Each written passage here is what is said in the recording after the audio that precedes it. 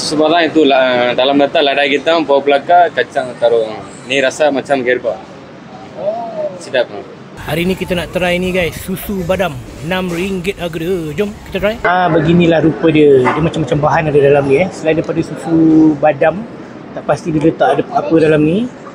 Ni minuman untuk orang sihat kot. Jomlah kita try. Tak tahu lah, macam ada kulit durian lah benda dalam ni kan. Bismillahirrahmanirrahim.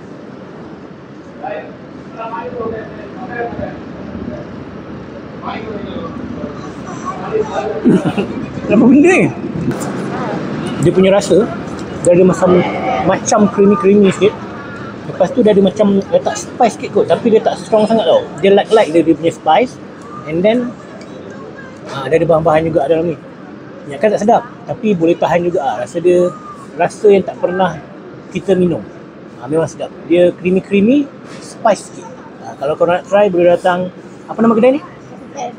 Kapitan Seksyen 9 Bandar Baru Bali. Try ni. Harga dia RM6 je. Susu badam.